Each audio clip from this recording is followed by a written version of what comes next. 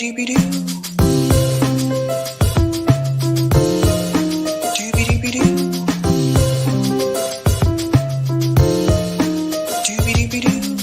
host, sabrinasalvati.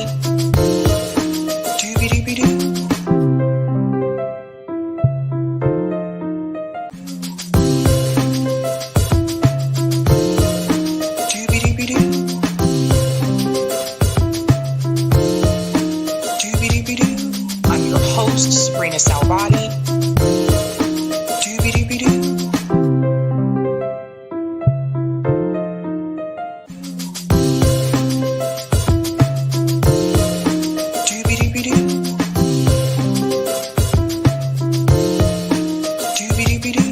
I'm your host, sabrinasalvati.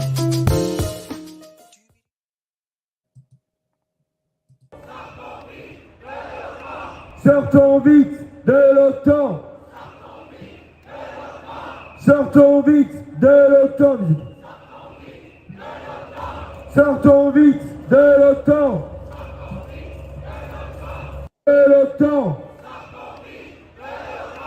Sortons vite de l'OTAN. Sortons vite de l'OTAN. Sortons vite de l'OTAN. De l'OTAN. All right.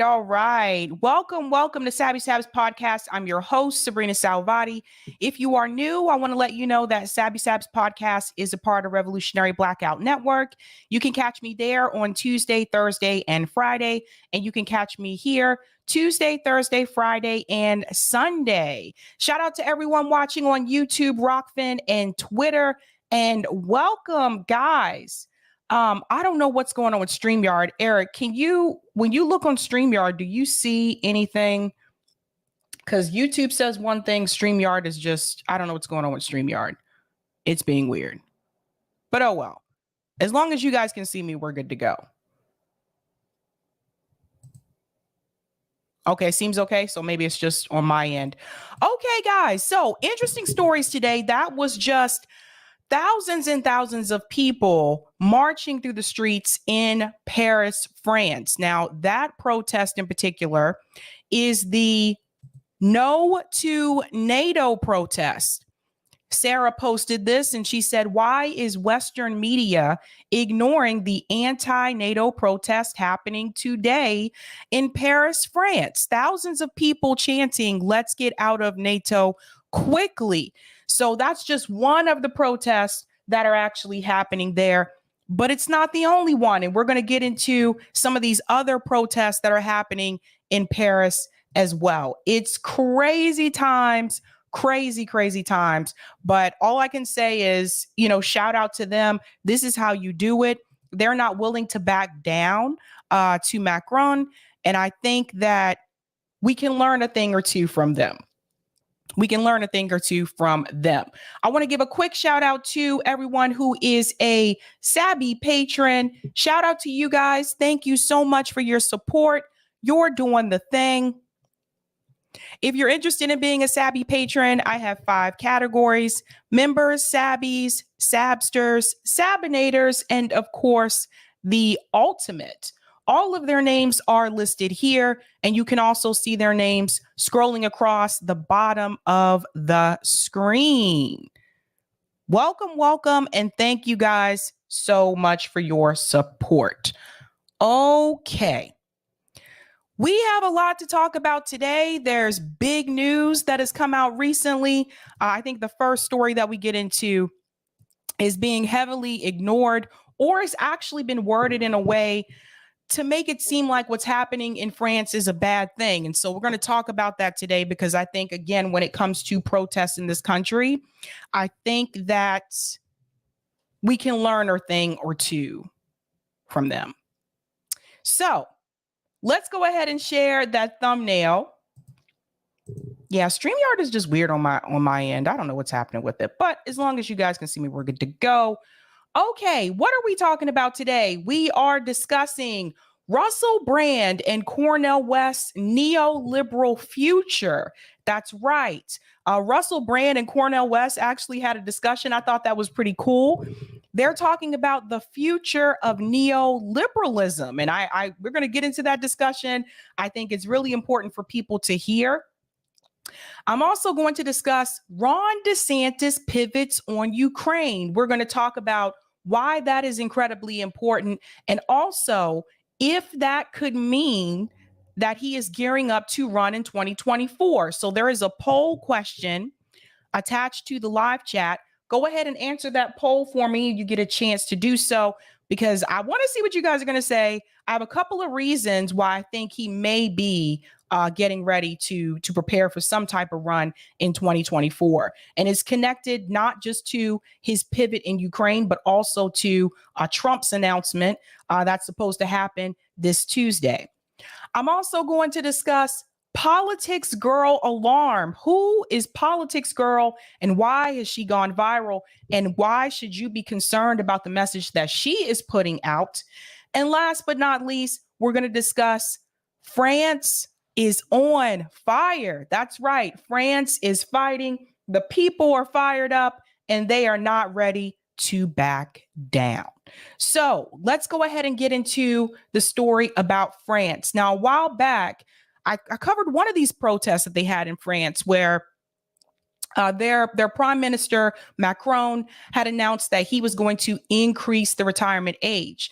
Now, the way that mainstream media is discussing this, they are just mentioning that piece. They're not mentioning the other piece that they're protesting over, which is to get out of NATO, to end this war with Russia and Ukraine, and to call for some type of peace. So there's two things that are happening here. It's not just over the retirement age, and that's important because when you hear the way that mainstream media talks about this, you'll understand why I need to mention that piece. Let's go ahead and get into this first clip here. As you can see, it's on fire. People are not playing around in Paris. They are really lighting things on fire. They're doing other things as well. We're going to get into that. But this story is incredibly important, and I don't think it's receiving enough attention. So here we go. Across the country tonight, French cities grinding to a halt. In the capital, thousands of people taking to the streets after French President Emmanuel Macron forced through an unpopular bill that raises the retirement age from 62 to 64 years old. And he did it without a vote. Protesters tonight throwing bottles at a police barricade and setting tires on fire. Police responding with tear gas and water cannons. Across every major city tonight, similar scenes. Aluminum. Let's pause here for just a second. If you notice, she said he increased the retirement age without a vote. So the residents did not get the opportunity to vote on this at all. This is just something he did by basically executive order. So just keep that in mind. Lyon saying the air was so thick with tear gas she couldn't breathe. C'est dégueulasse quoi. On se dit à quoi ça sert d'avoir une assemblée nationale. Thursday afternoon, France's Prime Minister Elizabeth Borne, an ally of Macron, triggering a constitutional tool that allowed the bill through with no floor vote. On ne peut pas faire de paris sur l'avenir de nos. There wasn't a floor vote either. So this is what people need to understand. So she's saying here we cannot gamble on the future of our pensions. So they have a couple of things that are going on here. Cette réforme est nécessaire. The uproar, immediate opposition members shutting down parliament, belting the French national anthem. Macron has long insisted the reforms are essential to ensure the pension system doesn't collapse. Mathematically speaking, the argument is the country will not be able to support future generations. Is it because the pensions will collapse, or is it because he wants to keep people working longer? Because let's be real here, the retirement age in the US, they're trying to increase it here too, but everyone in the US doesn't receive a pension. They just want to increase it because they want us to work longer because they know labor is starting to suffer right now post-pandemic.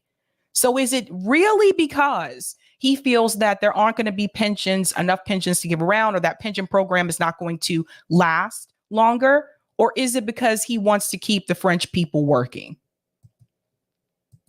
Au gouvernement qui continue, qui n'écoute pas le peuple. In the last 3 months alone, there have been 8 consecutive national strikes. Millions of French workers, from teachers to police to refinery workers, have joined in. A recent poll by AFP finds a majority of the French support the protest movement against pension reform, and 59% support bringing the country to a standstill over it. The streets of Paris.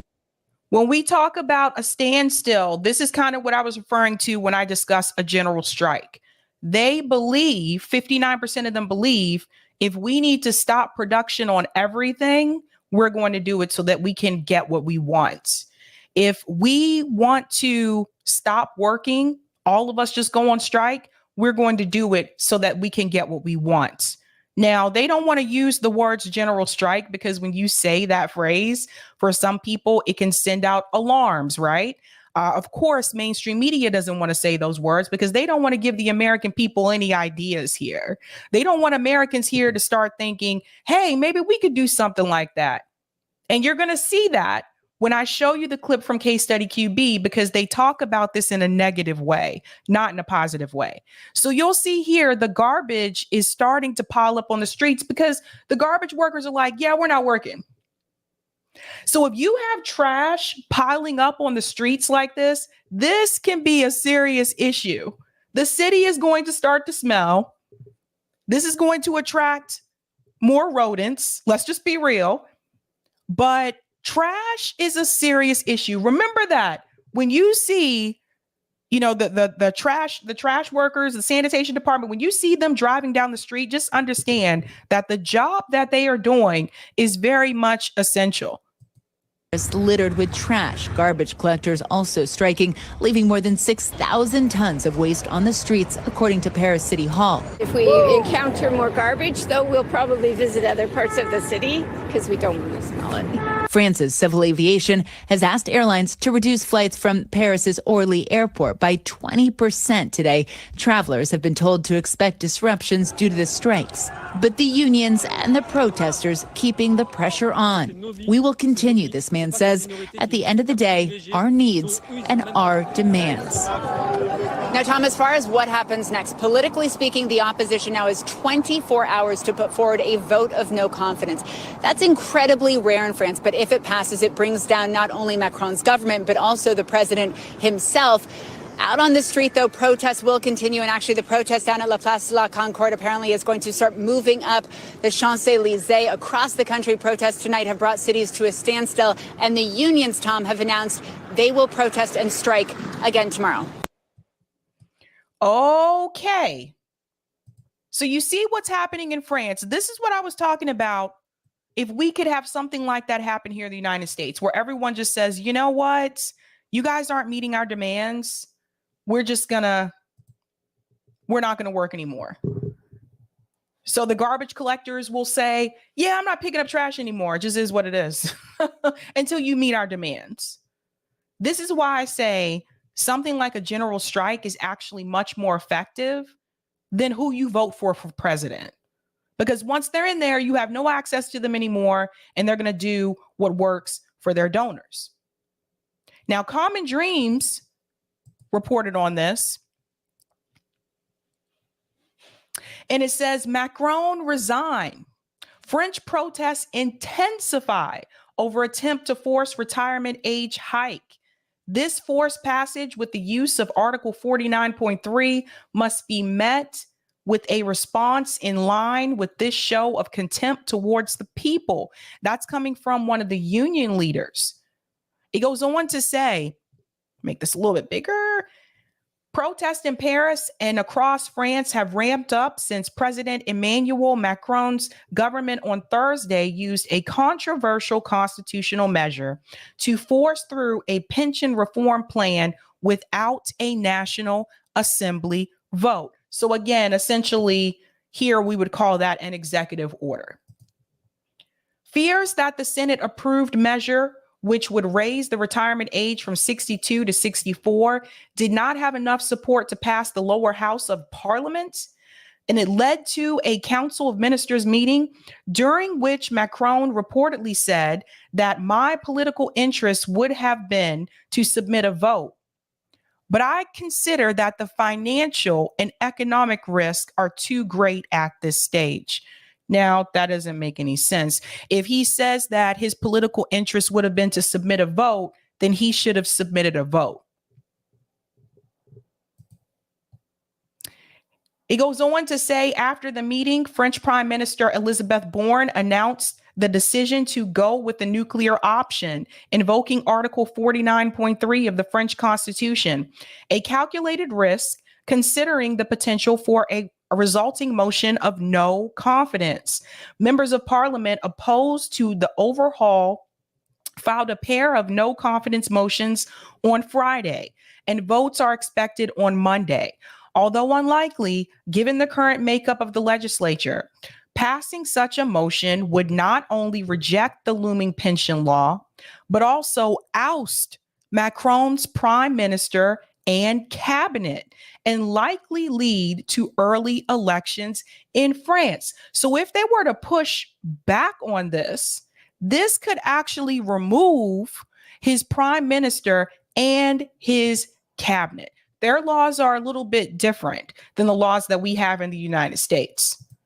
Imagine if we could just do that same thing. Leaders of the Les Republicans are not sponsoring any such motions. Reuters explained that individuals in the Conservative Party have said they could break ranks, but the no confidence bill would require all of other opposition lawmakers and half of LR's 61 lawmakers to go through, which is a tall order. Still, Green MP Julian Bayou said it's maybe the first time that a motion of no confidence may overthrow the government. You hear this? May overthrow the government. Meanwhile, protests against the pension proposal, which have been happening throughout the year, continue in the streets, with some drawing comparison to France's Yellow Vest movement, sparked by fuel prices and economic conditions in 2018. Now, I want to say something here about the Yellow Vests. If we remember, when we're talking about the Twitter files, Matt Taibbi said that was one of the organizations that was suppressed on Twitter. The Yellow Vest. They really made things happen in France. So I have a lot of respect for them. He goes on to say here, not long after Borne's Article 49.3 announcement on Thursday, protesters begin to converge on the sprawling Place de la Concorde in central Paris, a mere bridge away from the heavily guarded National Assembly. It goes on to say police used tear gas to disperse the Concorde crowd. Interior Minister Gerald Darmanin told RTL Radio 310 people were arrested nationwide, 258 of them in Paris. He said the opposition is legitimate, the protests are legitimate, but wreaking havoc is not. So let's talk about this here for just a second. Typically, people don't get to the point where they're wreaking havoc until they feel that they're not being heard, until they've already tried peaceful protest and they feel like there's nothing else for them to do. People in France are probably wondering, if we don't speak out about this, what else is Macron going to do to us, to our benefits, to our lives? Now, I told you that the garbage workers were one of the groups of employees that decided just to stop working. We're not going to pick up the trash. It is what it is. But also, employees that work in electric and gas have also made decisions to stop working. Listen to this. This is from Antonio Sabato Jr., random, I know, but it says, breaking: France electricians and gas workers saying, Emmanuel Macron, if you continue, there will be complete darkness at your place. Moments later, the Fort de Bragançon Emmanuel Macron's official residence was deprived of electricity by striking electricians. So they came directly for his electricity. They said, you know what? If you think we're playing around, we're going to cut off your electricity. Here's the video. Si tu continues, il va faire tout noir chez toi. Emmanuel Macron, si tu continues, il va faire tout noir chez toi. Emmanuel Macron, si tu continues, il va faire tout noir chez toi.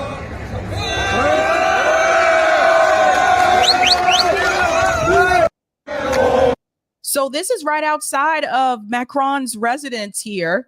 And so they're letting him know, yeah, we're cutting off your electricity and your gas. It just is what it is. That's right, Eric. It's similar to how you don't mess with the IT guy. 100%. I never understood why people at work want to piss off the IT guy. Why would you want to do that? You need the IT guys. You need them. Where he says snip, snip. 100%. So they're not playing around here. It's random that this came from Antonio Sabato Jr. I haven't heard of him since. It's been a long time. It has been a long time since I've heard from Antonio Sabato Jr. Now, there's more. There is more, because the way that people were talking about this, it's a doozy. And of course, CNN would be one of them. They're going to make it seem like what the French are asking for is unreasonable. I kid you not. Yes, Apollo, Antonio Sabato ain't been around since the 90s. Thank you. I couldn't remember. I was like, it's been a long time since he's been around. It has been a long time. Okay, so shout out to Case Study QB for this clip. Because Case clipped this, and I'm glad he saw this because, again, I don't really like to watch mainstream media, to be honest with you. But Case was able to find it. Listen to this. Listen to the way they talk about the protesters. Now, protests on the streets of Paris. Demonstrators are angry that the government raised its retirement age without even voting on it.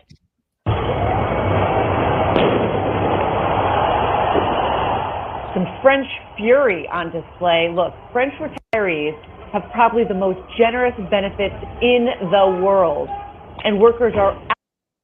So she just said that the French probably have the most generous benefits in the world. Okay. So that means they're not allowed to protest? So that means that their president can just increase the retirement age? Like they're just supposed to overlook that because they have generous benefits? This is something they tend to do. They try to find ways to demonize the protesters instead of pointing their finger at President Macron about the decision that he made for everybody in the country without even allowing a vote on it. Outrage that the retirement age is going to go up 2 years from just 62 years old to 64.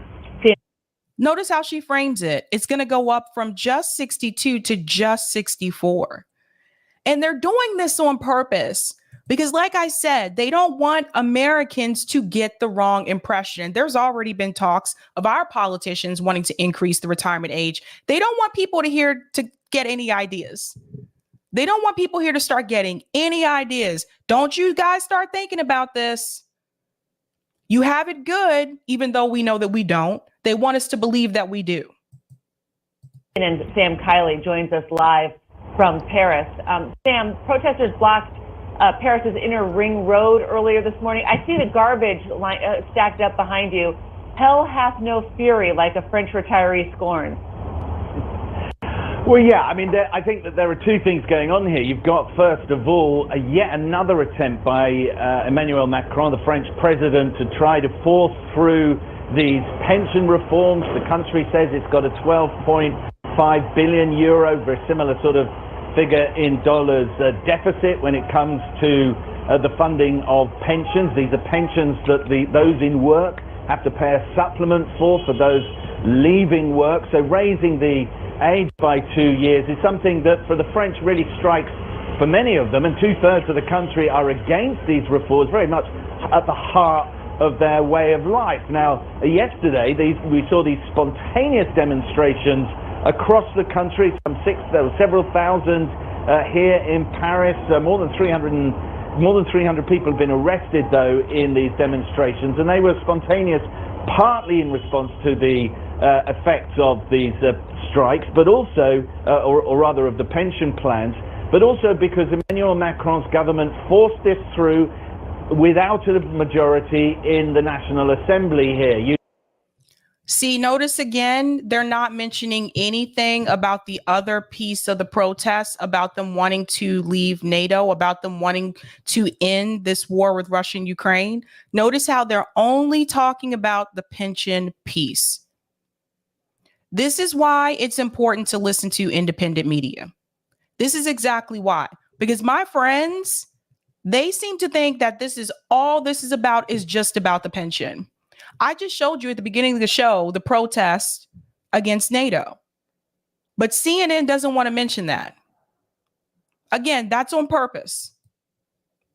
Using a rather arcane part of the Constitution to drive through legislation that was not being ratified effectively by the Parliament here. Now, that is something that is usually associated with actions in extremis. You're dealing with a national emergency, not when you're trying to come up with a series of fiscal reforms. And of course, so you can see this rubbish here building up on the streets of Paris. I've just come in from the Channel Tunnel, coming in by train from London. There are several streets here that were literally wall-to-wall garbage piled up. There's 7,000 tons at least of garbage that have reportedly been piled up here in the country. But it's not just the garbage collectors who've gone on strike. The unions are really very strongly opposed to this and planning a series of much less spontaneous and much less violent demonstrations over the next week. Fascinating. All right, Sam Kiley, nice to see you. Thank you so much, Sam. You see the way they talk about it? They want you to feel that what they're doing is, oh, this is violent. This is so bad. Oh my God, how dare they? How dare they complain about an increase in the retirement age? Now, that was CNN. Now, unfortunately, there have been decisions made because now President Macron has basically made it illegal to protest over the pensions.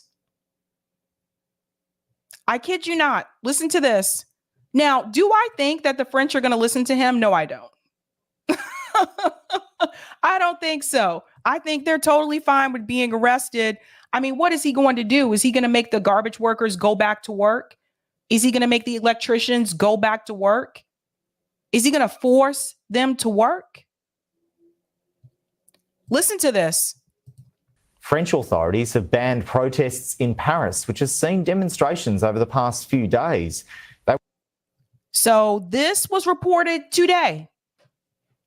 They have banned protests in Paris, but I'm still seeing video footage come out of people protesting. So, I mean, Paris is not the only city in France. There's other cities they can go to protest. I'm sorry, you ban it in Paris, but there's other cities. I don't think this is going to stop them. I really don't. We're in response to the decision by President Macron's government to force through, without a vote, plans to raise France's retirement age from 62 to 64. Alex Rossi has more from Paris. This is Place de la Concorde.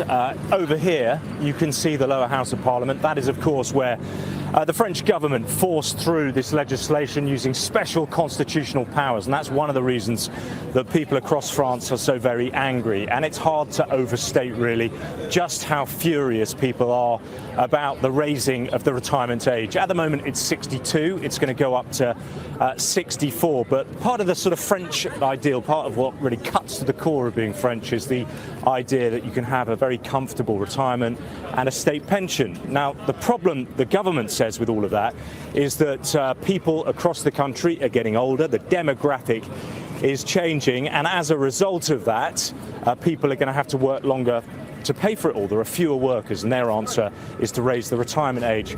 What you hear here on the streets, though, is people say that President Macron is really just a friend of the rich. What they would like to see to solve this problem, and people do acknowledge, even though they're opposed to it, that there is a problem, is they would like to see taxes being raised on the wealthy.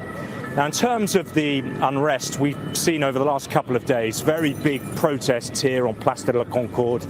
You can see here there's police here, and there's police all around here. The head of the police has banned people from gathering here tonight because they don't want to see more violent confrontations. You can see over. So you guys see that? The police have banned people from gathering in that area, not just protesting, but gathering.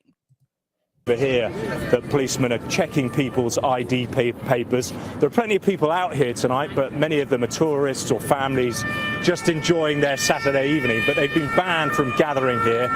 We're hearing the sound of sirens around the city. There have been meetings and marches and demonstrations spontaneously happening around the capital. I think the big fear, though, for President Macron is that this kind of civil unrest we've seen, this industrial action, will spiral out of control. And it's worth bearing in mind that the raising of the retirement age is not simply an issue that this government has grappled with. It's been a rail of French politics dating back a few decades. I think the calculation in the Élysée Palace is that the hope is that they knew that this would be unpopular. They knew there would be a huge amount of turbulence as a result of that, and we're seeing that on the streets as garbage across the streets of the capital because, you know, refuse collectors are on strike. But he hopes, I think, that it will peter out sooner. You know what's interesting? When I saw the garbage, let me show you something right here, right about there. When I saw the garbage piling up like this, I was just like, that just kind of reminds me of what I saw when I lived in New York City. Like, it just, like, for me, I was just like, when I lived in New York, like, we just threw out, well, at least they have barrels. Like in New York, we didn't have barrels. You just throw your trash bag out on the sidewalk. That doesn't help the rodent problem. But I'm just saying, like, I was like, that don't look too bad. That's actually kind of reminds me of what it looks like in New York. Are on strike, but he hopes, I think, that it will peter out sooner rather than later. The danger, of course, for him and his government is that actually this gains massive momentum and it goes on for months or even longer and causes paralysis across the entire country. See, that's what they're afraid of. It may go on for months across the entire country.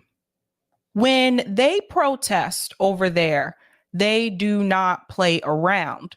They don't protest for like a day. They'll protest for days, weeks, as long as need be, until they get what they want. Because they realized a long time ago that the workers as a mass actually have the power. When you come together, all the workers come together, there's more of them than President Macron, right? So they realized that a long time ago and they utilized that power. And someone explained this to me, and I want to show you this clip here. This is from Professor Richard Wolff. Now, he told me this a while back. It's been a while since Professor Wolff came on, but he told me this long time ago. And I'll just get it to the point here. Long time ago, because his family is originally from France. So he was telling me about this, and let me put it right about there. Okay, here we go. Listen to what he told me about what people do, not just in France, but just like in Europe in general. Listen to this. So I've spoken French all my life, and I speak French now, and I follow events in France. For many decades, the French people take for granted certain things that the working class in France fought for and won. I'm going to mention them because I want an American audience to ask itself why we don't have that here. So I'm going to give you some examples. Under the law in France, a law pushed through many, many years ago, because this has been true what I'm about to tell you for a long time, pushed through by the socialists who have their own party in France, and that party has been the government many times over the last 30 years. The socialists pushed through a law which has never been repealed. Even when socialists lost elections and conservatives came in, they did not dare mess with this law because they would have had a revolution on their hands. Did you hear that? It was the socialists who pushed those laws, who fought for it. And even when the political party would change, the administration would change, they still wouldn't mess with the laws that were pushed for by the socialists because, like Professor Wolf just said, they knew they would have a revolution on their hands. You see what's happening right now out in the streets in France. So they knew it would happen. President Macron said he knew that this would be unpopular, but he did it anyway, and he's seeing the fallout of that. Let's go on. The law. Whenever you graduate from high school or college and you become a member of the labor force in France, it just means your schooling is over and now you're going to look for and take a job as an adult. Under the law in France, wherever you work, your employer must give you, from the day you start, 5 weeks of paid vacation every year. 5 weeks of paid vacation every year. I know people working here in the US that are lucky if they get 2 weeks paid vacation. I know people working here in the US that don't get any paid vacation, any paid sick time. Hello, the railroad workers, they didn't get paid sick time. They are guaranteed, regardless of who you work for. Let's say you worked at Dunkin' Donuts in France. Let's say you worked at McDonald's in France. You're still guaranteed that 5 weeks vacation every year. And this is one of the reasons why I think we have some of the health issues that we have in this country, is because there's a lot of stress. People are always working. People feel shamed to take vacation. People are shamed to take a day off if they're sick, to actually use their PTO time.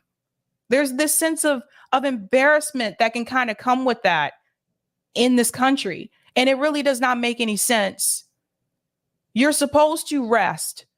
You're supposed to recuperate. You're supposed to have that time where you're away from work and you can spend it with your family or whoever. You're supposed to have downtime. In this country, that is looked down upon. And we need to call it out for what it is. This is why people will work overtime and they feel like even if they're tired, they'll still do it because, oh, I might be pushed out of my job or I might be fired if I don't do it. These at-will employment states that we have in this country. This is a big part of the problem. So if you have a lot of stress, yes, that can affect your health. Let's go on. See that? Look at your own reaction. See that? Wonderful. And wonderful. That's the reaction I get. And that's not new. That's been around for many that's been around your entire life. It's older than you are. Everybody who could should know about this. In the United States, you can work for 30 years for an employer and not get 5 weeks of paid vacation after 30 years. You get it in France after 30 minutes, it's yours. Let me give you another example. This one I'm going to take from Germany, country right next door to France. In Germany, you can go to any one of, they have excellent colleges and universities in Germany, some of the best in the world. The tuition at a German university, you ready? 0. There is no tuition. Now that one I knew. There are no fees. All you have to do if you're a student at a German university, you have to pay for your room and board. You have to pay for your food that you eat and wherever you sleep, your apartment or whatever you have. That's your business. But you don't pay for education. Not only do the Germans do that for German people, but the Germans do it for anyone. There are currently 20,000 Americans getting their college degrees in Germany because they don't have to pay for it. And this is something I highly recommend to those of you who are in high school. I know there's not a lot of people that watch me that are like 18, 19, but for those of you who are in high school or you have kids in high school, this is what I recommend to people. Like, if you can go to school overseas in a country where tuition is free, I highly recommend that you do that. There's no sense in accumulating all this debt. That means you don't have to go into debt to get your college degree, the way Americans have. Now, the average debt in the United States of a college student right now, $40,000. That's the average. There are some who have 100 or 150, 200. And if you go on to law school or med school or anything else, I mean, it just goes into the stratosphere, how much sometimes into the 400,000s. So a lot of times people say, well, doctors make all this money. A lot of doctors have a lot of student loan debt. Dentists, doctors, lawyers, those types of professions. Don't be surprised if they have $200,000, $300,000 of student loan debt. Med school is very expensive. Borrow. But what a crazy thing. The Germans explain this. We want our people educated. If we have an educated labor force, it'll be more productive. It'll be able to contribute more to the society. We're investing in making our society better. Well, you want to explain to me, why doesn't that apply in this country? Not only are we... It doesn't. It doesn't apply in this country. And we need to ask ourselves, why is that? It's like they don't want more people in this country to be intelligent because they don't want us to realize we're getting used. We're being played.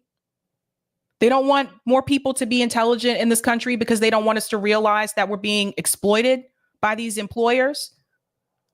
Sometimes I feel like that's what it is, that they don't really want a large middle class in this country. They want more people at the bottom to just be worker bees.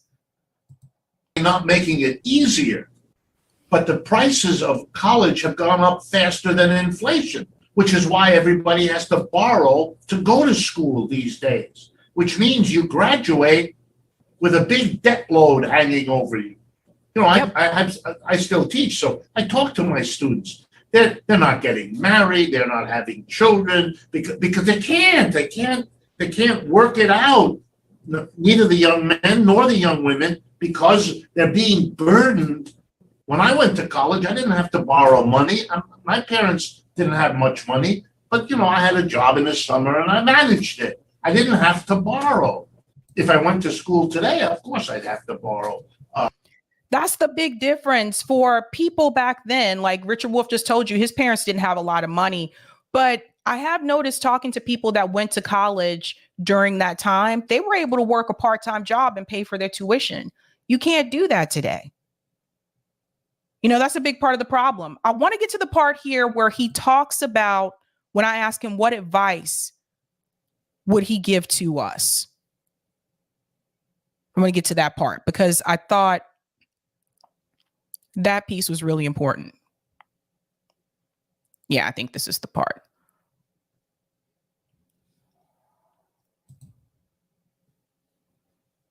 What advice would you give to like millennials and Gen Z generation, those of us who, a lot of us, like you said, have chosen like we can't buy a house or they can't get married and all of those things. What advice? Okay, so either I shrunk and became shorter, or the previous chair that I had was taller. Sorry. Would you give them in reference to like, is that the way to continue to go about it? Should we try to save up for these things to happen? Or should we just continue what a lot of us have been doing, which is enjoying like experiences instead? Well, that's a good question. That's a hard question. Let me tell you what I wish for, then I'll try to answer your question. I am somewhat embarrassed, maybe even I should say ashamed, that my generation didn't do a better job of changing this society for your generation. I think we would have been happier had we done a better job as a group changing this world from the way we found it. And my hope is that you do. My hope, look, what's going to happen in this country, you're going to make that decision. People like you, people your age, people thinking like you are, you're going to make a change. Okay, so I hope that message resonates with everyone. Like, we are the ones that are going to have to do it, because I hate to say so, but unfortunately, a lot of people that I've spoken to, I've talked to faculty members about this. I've spoken to family members about this who are a lot older, and they kind of feel like, you know, they had their fight. And I feel like it's going to be up to us. I really do. Go ahead and smash that like button, guys, if you have not had a chance to do so. I'm going to go to some of the comments here, and then we will dive into the next story. So for me, I just want you guys to see like what could be possible. That's all. What could be possible. Let me go to some of the super chats here. Steven says, people power on display in France. That's right. Shout out to Official People's Party USA for becoming a Sabby member. Whoop, whoop. Thank you for the super chat, Ramona. The Electricians Union also have vowed to give Robin Hood services to schools and other needy people. Plus, the conservative governments have tried this numerous times. The retirement age is national, by the way. Thank you so much for that info, Ramona. And thank you for the super chat as well. Macron came out of the financial system. He is a neoliberal tool. That explains why Obama supported him. Thank you for the super chat. Blue Moon Red Wine is here. Military out of school event outside AOC's. Yes, that was something I was going to shout out as well.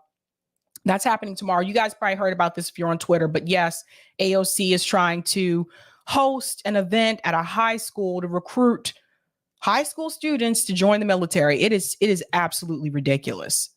Full mask off. Thank you for the super chat, Steve. Yes, if you're in high school, learn German, go to university in Germany, my advice. And thanks for the super chat as well. German people are extremely intelligent. Not that I'm biased or anything. Yeah, it's just, I mean, just think about it. If public colleges or universities here in this country were free, you know, everybody would have that opportunity. I'll take that comment on Rockfin, Eric. Doobie-doo. Thank you for the tip on Rockfin, Roger. Sabrina, I saw a Nick on the other channel with CJ. Do you mean you saw Nick? I don't think there's a. Sabrina, I saw Nick on the other channel with CJ mentioned valid initiatives and what they've done in Missouri. I told him to watch your show today because you're covering his state. Also, we've already lifted the retirement age for Social Security to 67. There's a cutoff period, depends on your birth year. Isn't this crazy, you guys? And thanks for this tip as well. Sounds like sometime in maybe the 90s or 2000, not enough people were having babies to replace retirees, and they're trying to hold on to whatever workers they have left. Damn. When the French are not having babies, you know something's wrong. Sabby, it still looks like that in NYC with the garbage. It still looks like.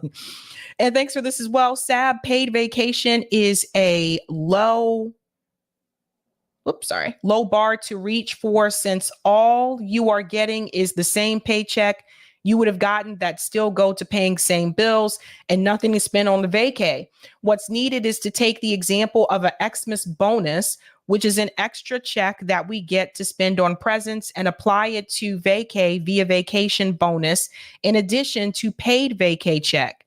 Make bonus check double. have government help cover for small business. Thank you for that. Another thing, too, in France, one of the faculty members I used to work for, he used to teach in France before he taught here in the U.S. And he told me that also in France, their MBA students, those that get a Master of Business Administration, tend to be on the older side, not on the younger side. So that could also be why maybe they slowed down on having kids. That could be part of that, too.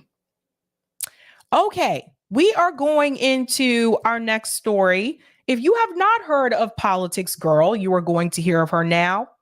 I have seen her clips before on Twitter. The very first clip I saw of her, I was very much convinced that I believe that this woman is a plant. That's what I believe. I don't have actual proof. But she had a video recently go viral, basically begging people that you should still support Joe Biden regardless, and that Joe Biden should not be primary challenged. I kid you not. We're going to watch this. I'm going to chime in between because I have some things to say. I really do believe this woman is a plant. I don't think this is her doing her own thing here. I think she was put in place to keep people in the Democratic Party. Listen to this. Listen, Democrats. Can we please stop talking about primarying Joe Biden? Who should run against Joe Biden? Will Democrats get behind Joe Biden? This many Democrats want an alternative to Joe Biden. Can we just not? The absolute last thing democracy needs right now is a Democratic primary. We're in late. Pause. Okay. Let's look at a couple of things here. Let's look at her surroundings. So she looks like she might be in her kitchen. That's what it looks like. Yeah, because I see bananas hanging up in the background. Let me tell you what they're trying to do, okay? See, I wasn't born yesterday. What they have done is they have taken this woman who I feel is supposed to represent like I'm a housewife kind of image. They put this woman in her kitchen to make it seem like it is an authentic, I don't know, low budget, just an everyday woman that just put up a camera in her kitchen and decided to just talk. This is what they have done. Notice she doesn't have a studio. I don't have a studio either, but what you see here is real, okay? And people have seen me progress over time. But this woman came out of nowhere. I told you, be very wary about the people who come out of nowhere and they just blow up. Immediately, they're viral. I've always said before, I think some of these people are plants. So what they've done, if they're tricking the viewer, because they want the viewer to believe that this is just an everyday person who just put up a camera, could be her phone that she's using, and she's just talking to the camera. People fell for this same stunt with Brooklyn Dad. And then it was revealed later on that Brooklyn Dad was like, apparently he was hired by the DNC and all this kind of stuff. And I've said this before, there's no way someone comes out of nowhere and they just immediately take off like that. That does not happen. That happens to people who are already known. That happens to people who are celebrities, people who already have a large following because people know who they are. It does not happen to everyday Joe Schmoes. Even people, if you think about it, even people like Kyle Kulinski, who has a large following, it's not like he blew up out of nowhere. He's been doing this for years, and that's going back to before they had started to suppress independent media. And look how long it took him to get to, you see the point I'm trying to make? So this is what they're doing. They're trying to make it seem like just everyday Joe Schmo person that's just doing a video out of their kitchen so that you don't think that they're controlled opposition. But it is what it is. Just look at the surroundings. Look, you got the bananas up here that look like they're starting to get a little ripe with the brown on them. She's got little pictures put up behind her to show she's just an everyday busy woman. She's got, I think this is a pot right in front of her. a pot or something right in front of her. This is all a scam. LB said, yeah, she fake. This is a scam. Let's go on. Now, she just told you that we need to keep our democracy going, right? So we can't have any one primary challenge Joe Biden. That doesn't make any sense. If you have real democracy, then people should be able to run. Now, I told you guys this before, I don't support either party anymore. So it doesn't matter to me if someone's primary challenging Joe Biden. But if someone wants to have the opportunity to do that, they should be able to do that. So you see, her words doesn't even make any sense. We should have a democracy, but no one should be able to challenge him. Let's go on. Stage capitalism with a corrupt Supreme Court on a knife's edge between autocracy and democracy, and people want to spend $100 million to undermine our successful incumbent when the alternative is the twice impeached criminal ex-president or the man who is single-handedly turning Florida into a fascist dictatorship? Why?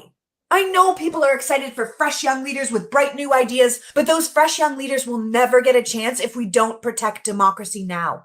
The fact is, Joe Biden has gotten more accomplished. We got to go back. Hold on. Guys, watch her mannerisms. Watch. Is the twice impeached criminal ex-president or the man who is single-handedly turning Florida into a fascist dictatorship? Why? This woman is an actress. I would not be surprised if she's a paid actress. These things happen. These things do happen. Look at her. Look at her facial expressions. Over exaggerated. She says Joe Biden has done such a great job, yet she doesn't tell you what he's done. You see these talking points? Okay. Let's go on. I know people are excited for fresh young leaders with bright new ideas, but those fresh young leaders will never get a chance if we don't protect democracy now. The fact that doesn't make any sense. This is an actress, you guys. I hope people can see this. I know that people are excited for fresh young faces with new ideas. I feel like I'm watching a commercial. LB says, you're right, Sabby. She's a paid actress. This woman is paid. This is a joke, right? Fact is, Joe Biden has gotten more accomplished in 2 years than any president in the history of presidents. In an increasingly cynical world, Joe Biden is a decent man with an incredible... Okay, in an increasingly cynical world, Joe Biden has gotten more accomplished. Why is the world cynical? Could it be because people can't afford groceries right now? Could it be because the homeless population continues to increase? Could it be because you have people boggled down with student loan debt?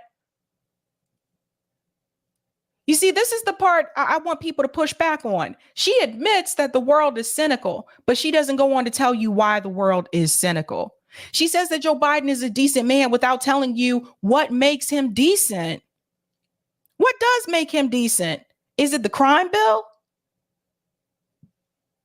Is it the statements that he made to the civil rights leaders where he told them now's not the time? Does that make him decent? Is it the statements that he made on the Senate floor when he told people that he wanted to get rid of Medicare and he wanted to get rid of Social Security? Does that make him decent? Are the accusations that Tara Reid has against him for sexual assault, does that make Joe Biden decent? For the efforts that he has made to try to cover up this issue with Hunter Biden's laptop, does that make him decent? For the sanctions that he's put on countries abroad, has that make him decent? What makes him decent? Let's go on. Staff who knows what he's doing and has thoughtful plans for the future of this country that include women's rights and gay rights and workers' rights and voters' rights and higher minimum wage and lower healthcare costs and environmental protections. It could be argued that the biggest reason democracy... She's lying. Let's go back on. Listen to this. Let me move this down just a little bit so I can get the, okay, here we go. Country that include women's rights and gay rights and workers' rights and voters' rights and higher minimum wage and lower healthcare costs and environmental protections. Higher minimum wage, the $15 minimum wage that was voted down by 7 Democrats. Environmental protection laws. She's just going to leave out the fact that he approved the Willow Project to drill oil in Alaska. Do you guys see? The sad thing is, a lot of people aren't going to check any of this stuff that she's saying. Any of the stuff she's saying. Women's rights. Let's remember, Joe Biden was not really for abortion. Not really for it. He admitted to you last year, we're not going to codify Roe v. Wade. After people came out to vote for Democrats in the midterms because they were hoping that that protection would happen.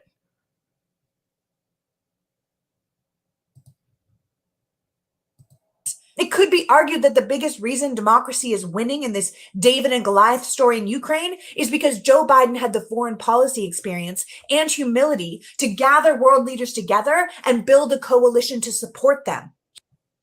What is she talking about? Okay, we're going to get into Ukraine later on today. Okay. I'll show you if they're actually winning or not.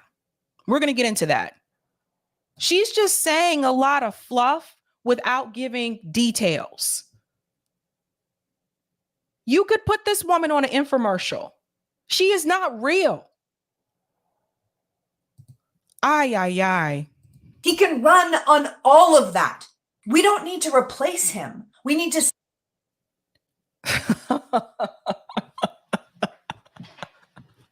He can run on all of that. I just dismantled most of the things that she said, but he can run on that. She's about to say we need to spend our time and money. Listen to this. Now she's going to talk about money. Spend our time and money giving him a bigger majority in Congress so he can get even more accomplished. Yeah.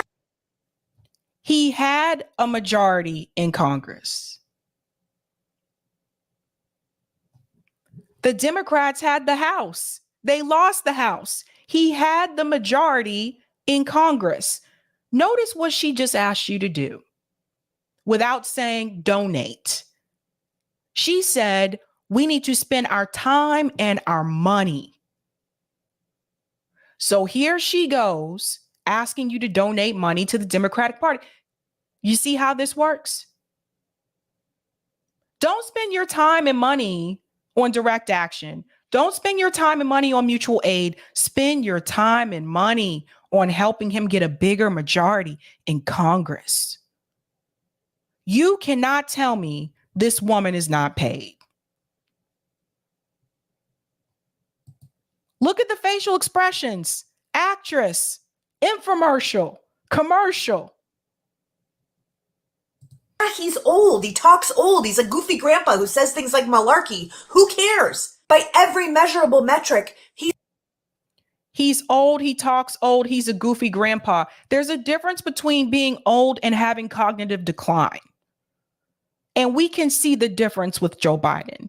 We can tell that Joe Biden doesn't know where he is half the time. Joe Biden has trouble completing sentences when he's giving press conferences. We see this.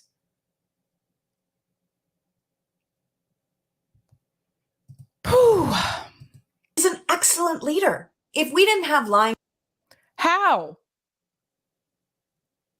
How is he an excellent leader? See, they don't tell you how. Has Joe Biden been to East Palestine, Ohio yet? No, he hasn't. So people have been poisoned there by harmful chemicals. President hasn't even shown up. But he's an excellent leader? Propaganda networks and self-serving chaos agents constantly trying to sell us on the idea that he's some demented evil pedophile out to ruin the country. And you just looked at the... Look at what she just said. I told you they're all using the same words. Listen to this. Who says things like malarkey. Who cares? By every measurable metric, he's an excellent leader. If we didn't have lying propaganda networks and self-serving chaos agents. That word right there, chaos. They're all using it. It's the same word that Pramila Jayapal, Jamal Bowman, AOC, all of them used that word when they were talking about the Freedom Caucus forcing the vote against Kevin McCarthy. They kept saying chaos. You see, anything now that is outside of this realm of just supporting and voting for the incumbent because they're the incumbent, anything outside of that now, they're starting to describe it as chaos. They all have the same talking points. I told you the vocabulary is very important, and they're doing that on purpose because they want the American people to be brainwashed to a sense that they will actually start to feel like if I do anything that's outside of this duopoly, that's considered to be chaotic, and chaotic is bad. Constantly trying to sell us on the idea that he's some demented, evil pedophile out to ruin the country, and you just looked at the facts of his presidency on paper, there would be. And what idea are you trying to sell people on? Look at her eyes, you guys. I wonder if she ever sold cars. Zero debate, he was doing a bang-up job. What's a bang-up job? No examples. You don't spend $100 million undermining your own party to defeat someone who's doing a bang-up job. That's twice in a row. Bang-up job, bang-up job. You don't spend $100 million. What is she talking about? To undermine your own party. This is the partisan politics that I always point to.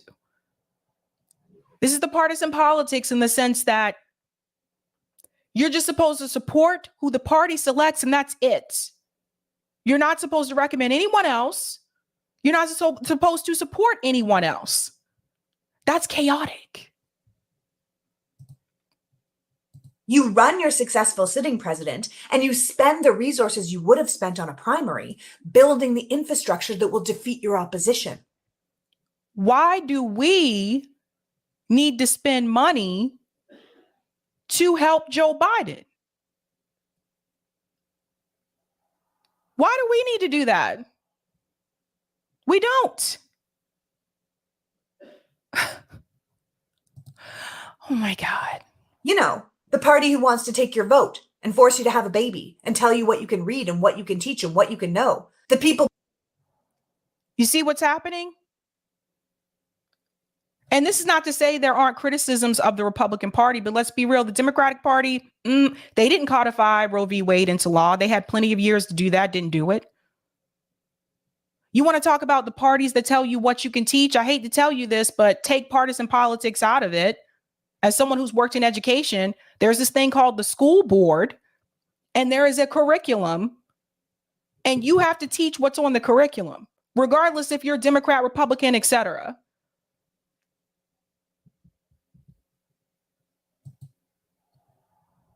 How to dress and how to act. Doesn't that happen in corporate America? The party passing laws to tell people how to dress and how to act, regardless if you're Democrat or Republican. That happens in corporate America. That happens in higher ed. I was told how to dress and how to act. Give me a break. Passing laws to tell people how to dress and how to act and what they can do with their own bodies. The party calling for a national divorce. What they can do with their own bodies? Didn't one of these parties tell you? Didn't one of these parties mandate a jab? Does that have anything to do with your own body? Look at her. Look at her. And suggesting that maybe Democrats shouldn't get to vote at all. And suggesting that maybe Democrats shouldn't get to vote at all. Doesn't the Democratic Party also do redistricting? Isn't that what happened to Mondaire Jones? They redrew his district. Didn't they redraw Dennis Kucinich's district to the point where he had no district, so he no longer had a seat? But she's not going to tell people that. Both parties do that. Party that wants to get rid of everything from Social Security to public schools. Joe Biden also wanted to get rid of Social Security. Oh my God, I can't. Have already passed laws to strip women of their rights and make trans people detransition and force private companies to toe their policy line. You don't give those people the gift of fighting amongst yourselves. You spend your time and money working to put down that fascist, authoritarian, white Christian nationalist uprising taking over half the country. Do you see how this is framed? That's the third time she's told you to spend your time and money. Joe Biden is better than any alternative the Republicans could put up. So if you want to win, how you feel about him is irrelevant. We don't. What? So she said, how you feel about him doesn't even matter. That you should just support him just because. Don't need a new presidential candidate in 2024. The majority of Democrats disagree with you. The majority of Democrats do not want Joe Biden to run again in 2024. That's not my opinion. That's coming from the polls. So do you see what's happening? This is exactly why she's making these kinds of videos. This is why they got her. She paid. They got her coming out here to try to keep people to continue to support Joe Biden, because they know the poll numbers show the majority of Democrat voters don't want Joe Biden to run in 2024. That's why you have people like her to convince you to continue to support him, even though we all know Joe got to go. That's why. We need to keep the Senate and flip the House. We had the House. Maybe she should be asking why we lost the House. Why did Democrats lose the House? Why did Democrats lose the House? We need to fill the seats with AGs who believe in the rule of law. Listen to this. We need to fill the states with AGs who believe in the rule of law and legislators who believe in democracy. What democracy? They continue to use this word. All of them are doing it. All of the Democrat politicians, all of them are doing it. We have to protect our democracy. How so? What do you mean by democracy? What do you mean by democracy when third parties can't even get on every ballot? What do you mean by democracy when independent candidates can't get on every ballot? What do you mean by democracy when you won't even let everybody debate?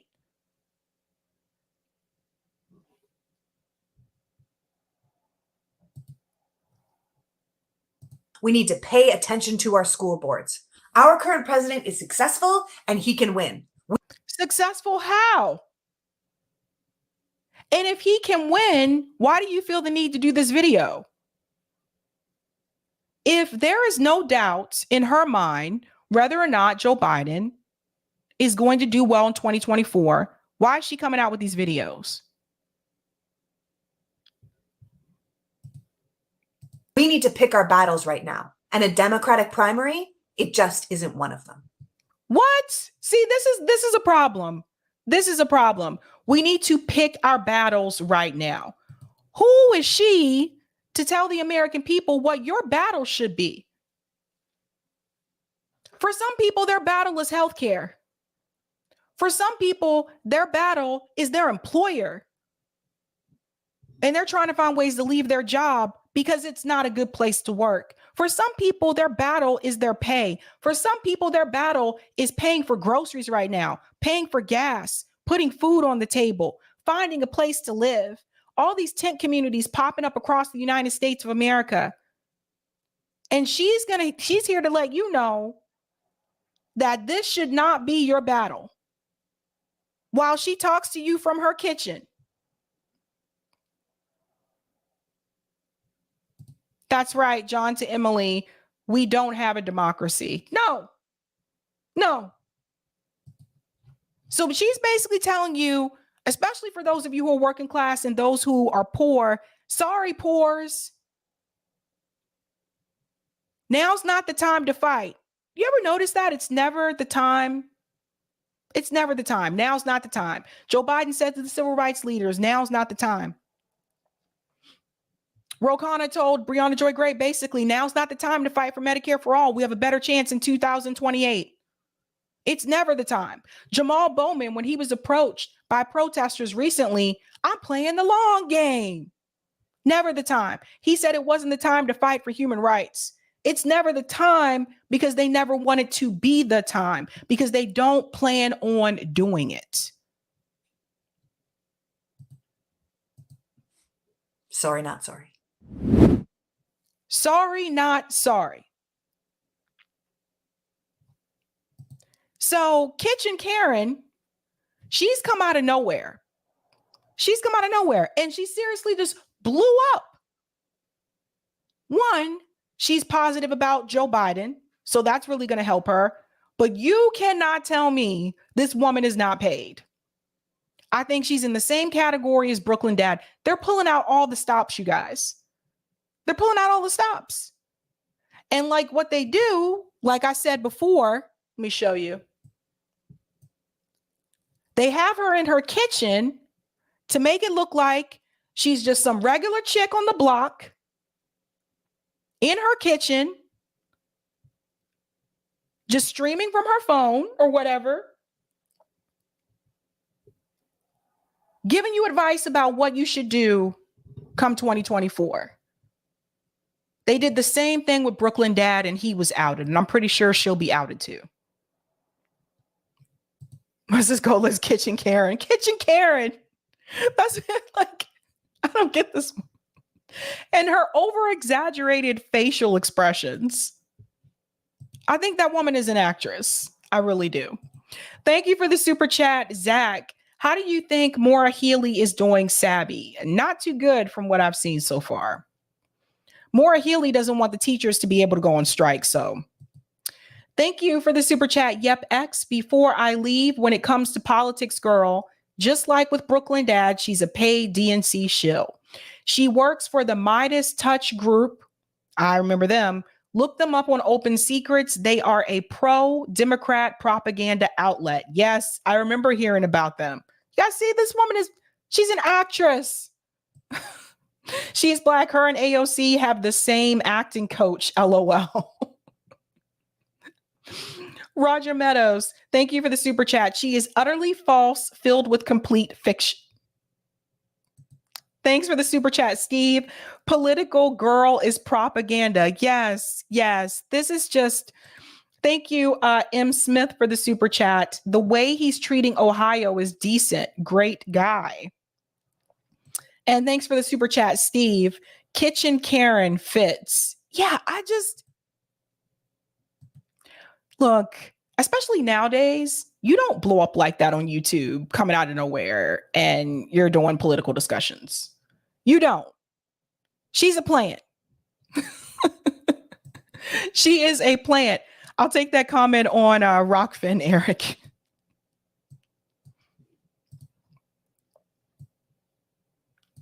Thank you for the tip, Dave, on Rockfin. Chaos unites the top half, the upper classes against the majority poor. The language of chaos unites property and order against the bottom huge percent of people that are poor. Well said. Well said. She's on the set of Modern Family. Thanks for the super chat, The Traveler. Politics girl makes $200,000 a year. You see that? See this? We're going to go to our next story here about Russell Brand and Cornel West. Now, they had a discussion recently. It was great seeing those two together about the future of neoliberalism. And I think you'll find this discussion pretty interesting. I'm going to go ahead and actually, let me scoot ahead just a little bit. There we go. I thought it was really cool to see these two pair up. Now, the name of this video is called Neoliberalism is Dying with Dr. Cornel West, episode 93, Stay Free with Russell Brand preview. So the full episode of this is probably on Rumble because he's one of the people that have the Rumble exclusive shows. Here we go. Welcome, Dr. Cornel West. Hello, sir. Oh, my dear brother, and I salute you there, brother. You the real thing, though, man. You got the courage to be yourself. You got the courage to take a risk. But most importantly, you're a truth teller and a witness bearer. Thank you for saying that. It's so kind. I was a little bit scared to meet you because I've been going on a lot of right-wing media, what are called right-wing media outlets. I watched you, of course, on Joe Rogan, and we'd been trying to get you as a guest before that. I've looked at some of your masterclass philosophy course. I admire you a great deal. And when I talk about liberal politics, progressive politics, when I talk about the left, one of the voices that I hold in my head and my heart is yours. And I've began to feel that liberal media has become so disconnected from the people that they're supposed to represent, that the British Labour Party have become disconnected from the people they're supposed to represent, that the Democrat Party is no longer a voice of bringing people together, but in my view uses cultural issues to drive people apart and are disingenuous even in their apparent support of previously and let's face it, currently oppressed cultural groups. Dr. West, what do you think is happening in our culture? What is our duty in media spaces? How can we bring about a new unity when people are living with so much fear? Thank you. I think we need two things, my brother. One is we need a truthful analysis. And the analysis has to be one in which it focuses on the precious lives of poor and working people, no matter what color they are, wretched of the earth from around every corner of the globe. But that means keeping a focus on what you actually do. Okay, let's talk about this piece here that Dr. West mentions. We need to keep the focus on poor and working class people, and I 100% agree. This is where the focus should be. And for me, that means not focusing on the left-right divide, because there are poor and working class people on the right too. We just have to be real about that. But that's where the focus should be. This is something that Shama Sawant understands. She started Worker Strike Back. That's kicked off in multiple cities across the country. This is where we should put our focus, not on who's primarying Joe Biden. You know, no shade to anyone that's doing that, but I'm sorry, but like, that's not helping working class and poor people. Not on, I guess I should say the Kardashians. A lot of people focus on them. Not on what happened with Kim Kardashian. Not on AOC versus Marjorie Taylor Greene. Like, not on those things. We really need to put most of our focus on helping people who are working class and people who are poor. And there are many different ways that you can do that. You can do that through mutual aid. You can do that through direct action. You can do that actually also through worker co-ops, depending on what the worker co-op is. But you also do that by building community with people. And you cannot build community with people if you stay in a bubble. And people have to really understand that. I know some people don't feel comfortable going across like party lines, but when it comes to certain issues, particularly one like healthcare, particularly one like increasing American lifestyle so that we can have a living wage in this country for people. Those are issues that affect people on the left and people on the right. And don't forget those who are not politically active at all. What I think we need to do is we really need to mobilize the non-voters. We need to mobilize the people that checked out of politics altogether because they realized the system was rigged. We need to mobilize the people that stopped voting many years ago because they realize none of these presidents are actually going to change anything that's going to impact their lives.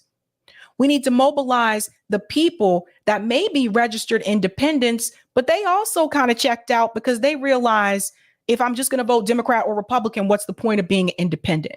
And we need to mobilize those people on issues that matter to their lives, not issues such as left versus right, so to speak, not the culture war issue. We need to organize those people on issues such as being anti-war. That is a big one. A lot of people that I've spoken to in this country really not for these wars. We need to mobilize people on those issues. We need to mobilize people on issues about getting some type of a significant living wage. The fact that people in this country are still making $7.25 an hour is disgusting. We need to mobilize people around that. We need to mobilize people in this country around healthcare. Now, there have been marches across this country for Medicare for all. The politicians checked out, even the ones that told you that they supported it and they ran on it. We have to find ways to put pressure on those politicians so that they do bring that Medicare for all bill to the floor, so that they do feel that pressure to pass that type of legislation. But I really think the focus, if we want to organize people who are working class and people who are poor, I think we need to focus on the non-voters, because a lot of them checked out a long time ago and they feel forgotten about. Military complex, the militarism abroad, and Wall Street, Silicon Valley, and big money. Big money and big military have become what the monarchs and the oligarchs were many hundreds of years ago. They have power that's unaccountable, unanswerable, and irresponsible. And big money and big military. See what I was saying about those who are anti-war, those who are working class, and those who are poor? Because even when you look at the banking situation right now with Silicon Valley Bank and everyone saying that the banks are being bailed out, if you get down into the weeds of it, you'll see that it's people that had investments in those banks that are being bailed out. It's people like Peter Thiel. It's people like Ro Khanna. It's people like Prince Harry and Meghan Markle. Those are the people that are being rescued right now. And I'm pretty sure, I'm going to make an assumption here, but they have a lot more money than all of us. It's so easy to get caught in issues of race and gender and sexual orientation. It's very important. White supremacy is vicious. Male supremacy is vicious. Homophobia, transphobia are vicious. Anti-Jewish, anti-Arab, anti-Palestinian, they're ugly. But if we lose sight of what is going on in the American empire and the Russian empire and the Chinese empire when it comes to highly centralized forms of power and authority that's crushing everyday people and ordinary people, we don't have the right kind of analysis. But you also need vision. And this is where your stress on spirituality is crucial, on morality, indispensable. Why? Because people are feeling nihilistic, they're feeling impotent, they're feeling helpless and hopeless, and they're feeling as if there's nothing we can do. That's not true. Waves of awakening, waves of spiritual and moral renaissance can take place. They have taken place. When? When you got courageous brothers and sisters, artists like yourself, truth tellers like so many others, trying to, the Chris Hedges and others, trying to be honest, the Tiabis and others trying to be honest and saying, look, neoliberalism is dying. You heard it, guys, here, folks. You heard it here first. Or if you saw that, you saw them there first, but you heard it.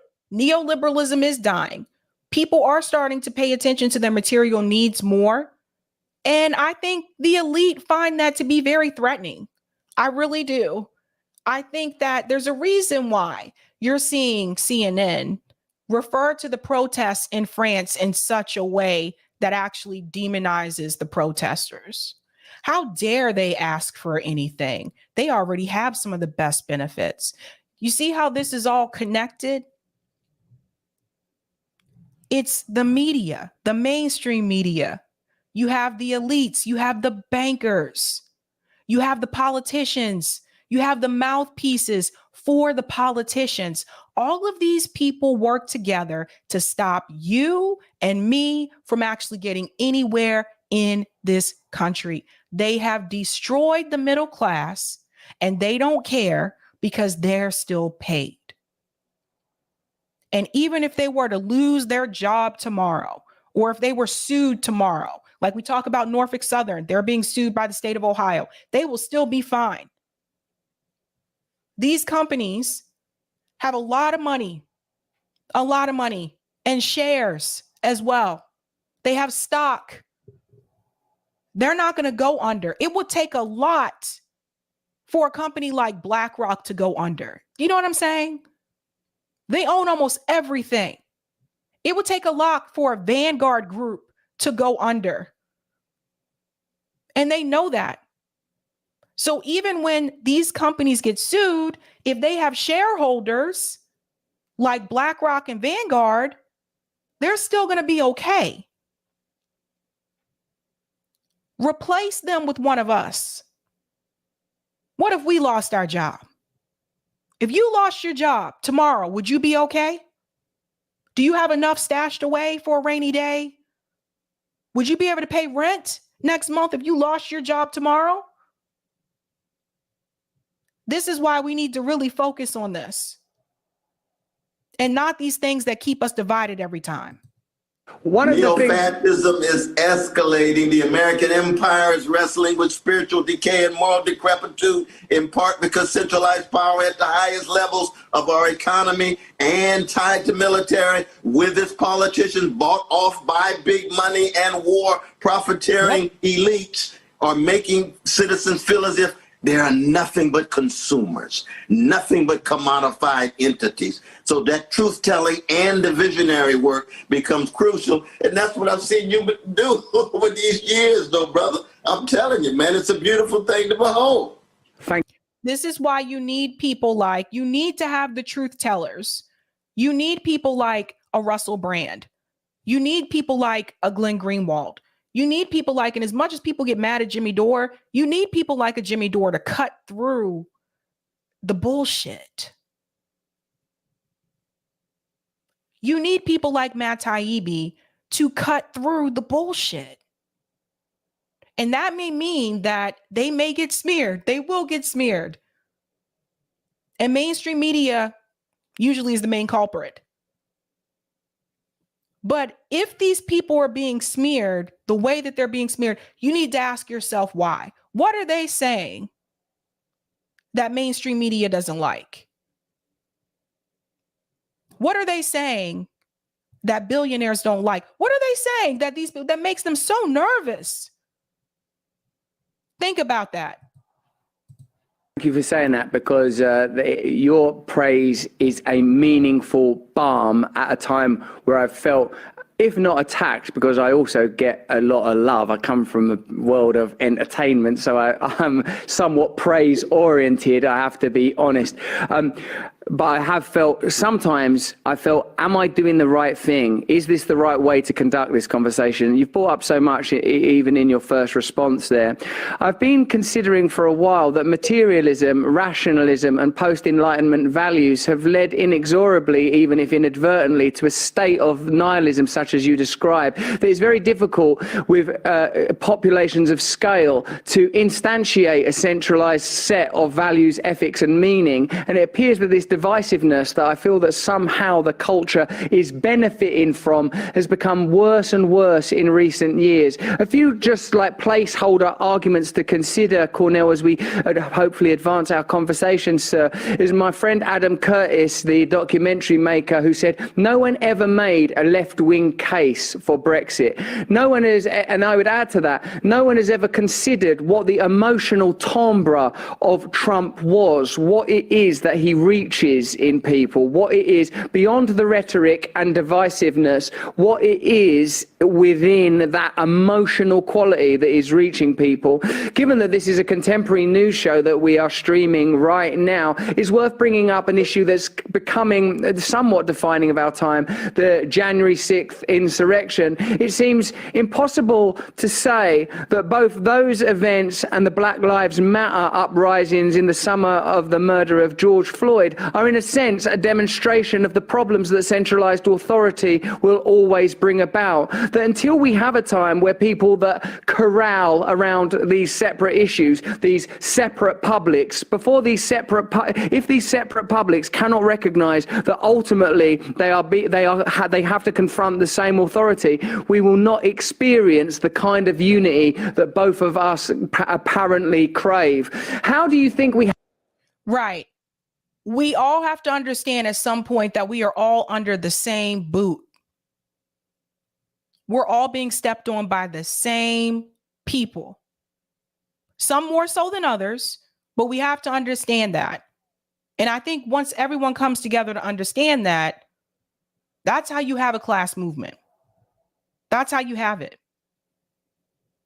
What Russell Brand speaks to here is important because he's making the case for the fact that someone like Trump was able to win because he spoke to the people who were forgotten about. He speaks to the case about the George Floyd protests. Thousands and thousands of people coming out in the street to protest. Because again, people who were forgotten about. People were able to look at that video of George Floyd and say, nah, this isn't right. And we can't let another police officer get away with it this time. Because people like George Floyd, unarmed black men, have been forgotten about. And it's the forgotten people that really need to be rallied. You have to bring those people together. You speak to people who feel like they have been forgotten about in such a way to let them know that you see them and you understand what has happened to them. Oh, they're going to come out and support you. And that's how someone like Trump was able to win. Meanwhile, you had people like Hillary Clinton opposed to even go and talk to people in the Rust Belt. Pretentious much. More concerned about looking good to the suburban couple and less about looking good to the people who are working class. It is the forgotten people that a lot of times they've just given up. Just given up. Don't want any part of this political system. But when you speak to them and you let them understand that you know they've been forgotten about, that's when they come out, and they come out strong. Have to frame the conversation both for people on the neoliberal establishment left, but also for people that identify with patriotism and what are called these days right-wing politics, so that we can overcome and not only accept but love and embrace cultural difference in order to meaningfully confront these forms of centralized media, political, financial and military authority that are thriving in this climate of division, sir. Yeah, I think we always want to begin with a fundamental commitment to wrestling with what it means to be human, because when you get to our deep humanity, that functions at a level that is much more profound than what color, than what gender, what sexual orientation, while we're all wrestling with organized greed at the top especially, but across the board. We're all wrestling with various forms of hatred and self-doubt inside of us. We have to be honest and candid with ourselves, just as we're honest and candid with the powers that be. That's precisely what the legacy of the Martin Luther King Jr., and the Fannie Lou Hamers, and the Ella Bakers, and the John Coltrane's, and the Aretha Franklin. And I was listening to a little Loose Ends, and I was listening to a little Soul to Soul for my British connection here. What? When you listen to that music, my brother, it touches your soul. The soul is always deeper than what color you are. Speaking of the music, John Coltrane, I got to give a big nod to that one. I love jazz, and like John Coltrane, in my opinion, if you have never listened to jazz, start with that. Not Kenny G. Definitely start with that. I can listen to John Coltrane's albums every day, and it will move you. There's a song that John Coltrane has called Alabama. It's about the girls, I think it was 4 black girls that were burned in a church. It's called Alabama. So if you read the story about what happened to those girls and then you listen to the song, it's almost like the song is telling you the story, even though John Coltrane is not singing. He's just playing the saxophone, but you feel it in his music.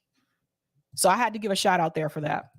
Deeper than your gender. That's why the arts become important. That's why you love Richard Pryor. That's why if Pryor was alive, he loved you. He say, oh, this brother's the real thing. He's like George Carlin. He's telling the truth coming from his soul, but unique voice. Now, of course, the voice of black, the national anthem of black people is what? Lift every voice, not lift every echo. We're not going to be an extension of an echo chamber. Neo-fascist, right-wing, neoliberal Democratic Party, both of them not just inadequate, both of them are major obstacles at this point for the empowerment of everyday people so that both parties are obstacles right now for the empowerment of the everyday people. This is what people really, really have to grasp. And he's 100% right.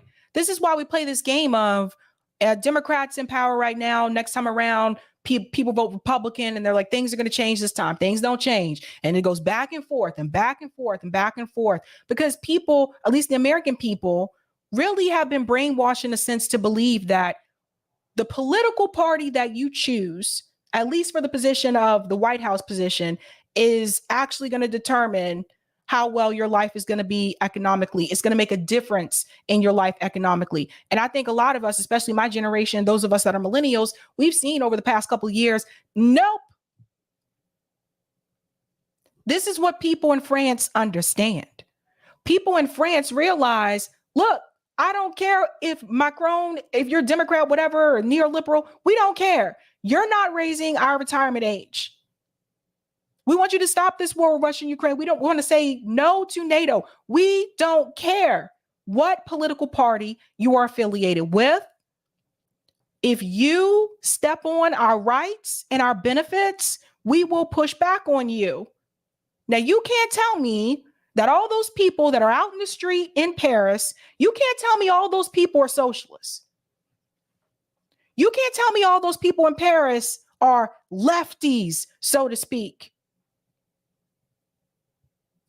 If you gather people together on the economic issues, that is how you can create these mass movements about wealth inequality in these countries. We should look to countries like France. We should look to countries in the global south. They come together on the economic issues. Again, the spiritual dimension, the moral sensitivity becomes important. And then, for example, when you go to Trump's people and you say, lo and behold, they're not homogeneous, they're heterogeneous. Some of them are racist, some of them are less racist. Most of them catching hell. Most of them are wounded economically. Most of them feeling as if they have been losers in the corporate globalization in the last 50 years. They are right about that. And we need to ask ourselves exactly, why do they hold those beliefs in the first place? You know, a lot of times, like, there's this tendency to have a scapegoat. So having lived in the South, in certain parts, especially some of the rural parts in the South, when the 2008 housing crisis happened, everybody was blaming everybody. Everybody was pointing fingers. It's your fault. It's your fault. It's the immigrants' fault. It's Black people's fault. It's those of you who are on welfare. It's your fault. It's everybody's fault except for the people at the top. And everybody was mad at the wrong people. You know, it's just like, even people point fingers at George W. Bush. He was just a puppet. Billionaires are more powerful than him. So instead of pointing fingers at companies like BlackRock, instead of pointing fingers at people like Larry Fink, because most people don't even know what BlackRock is. Instead of pointing fingers at Jeff Bezos, instead of pointing fingers at the people who hold that amount of concentrated wealth, we were pointing fingers at each other. And the duopoly is a part of that. It makes you point fingers at each other. Everybody blaming their neighbor instead of blaming the people at the top. And that's what they want you to do. They want you to blame your neighbor. They don't want you to talk to your neighbor. They don't want you to trust your neighbor, but they want you to trust these banks. Make it make sense for me. We got to bring serious critique to bear on any kind of white supremacist, male supremacist, homophobic or transphobic sensibilities that they might have, but also recognize they are human beings just like us. And the fundamental question is the question that you've wrestled with and I've wrestled with. What does it mean to be a wounded healer rather than a wounded hurter? If you're wounded and then you're going to somehow demonize the vulnerable rather than confront the most powerful, you're going to end up with a right-wing populism rather than a progressive populism, or most importantly, in the language of Sheldon Wolin, my dear brother Bernard Harcourt, his new book on the cooperative movement, on Nancy Fraser's cannibal capitalism. What are they talking about? Solidarity. But you can't have solidarity unless you have analysis and vision enacted by persons like yourself and others that say, you know what? I'm going to put myself out here and try to exemplify the very thing I'm calling for. Well said. I think you can see, again, the rest of this interview, the full interview, on Rumble, because I think what Russell Brand does is he takes like a clip of the full video, and he puts it on YouTube, and then he'll put the rest on Rumble. But the name of this video again is Neoliberalism is Dying with Dr. Cornel West, and that's on Russell Brand's channel. Definitely check out the full video when you get an opportunity to do so on Rumble. But 100%, I agree. I think neoliberalism is dying too. I don't think it really means anything anymore, like, to be honest. Thank you for the super chat, Roger. Brooklyn Dad Defiant, meet Queen Moms Submissive. Thanks for the super chat, 2008 B. Scott. I have a question for y'all. Is Cornel West now a right-winger for going on to Russell Brand? I wonder if the TYT left is going to be consistent in throwing that slander around or making an exception. That's a good point. That's a good point.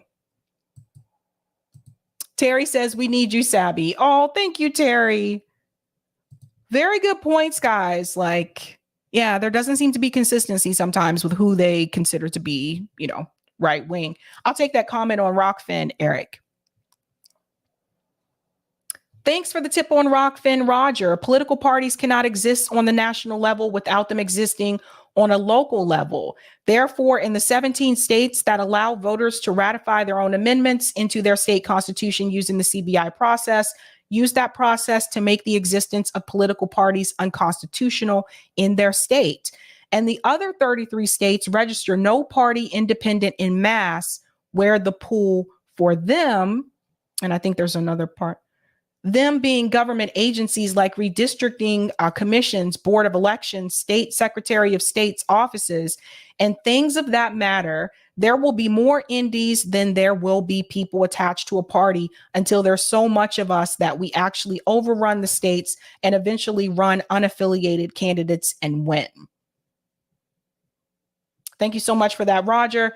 Well, looky here, what Jose just sent us, an article from 2020 about AOC's thoughts on military recruitment being conducted at high schools when Trump was president. Interesting. Feel free to put in the chat. Yes, thank you so much for that, Roger. Yeah, she's totally turned. She's completely turned. Eric's going to put that link for you guys in the chat there. And we'll go ahead and we'll get to our last story. Now, there are rumors that Ron DeSantis may be hinting towards a 2024 run. Now, to give you a little bit of backstory here, the reason why this is coming up is because Ron DeSantis has changed his position on the Russia-Ukraine war. He has now decided that this is not worth our interest to send money to Ukraine.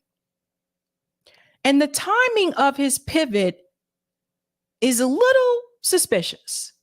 Let's go ahead and get into this announcement here about his pivot.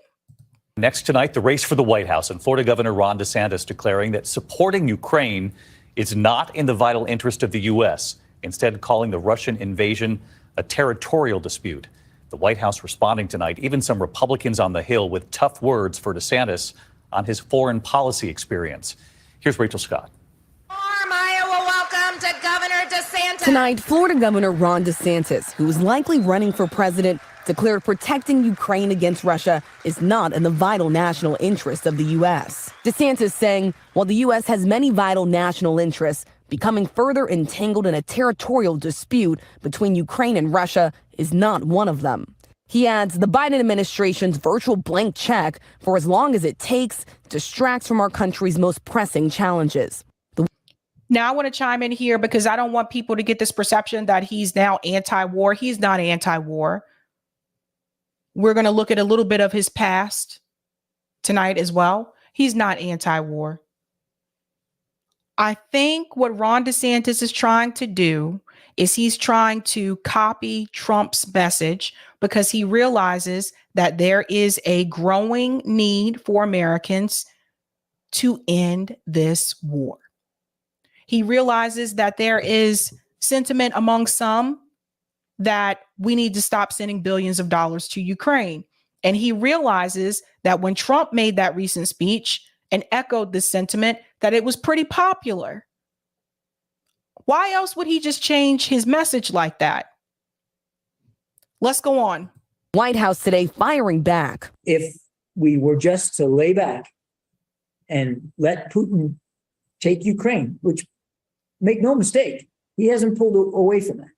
If we just lay back and let that happen, where does it stop?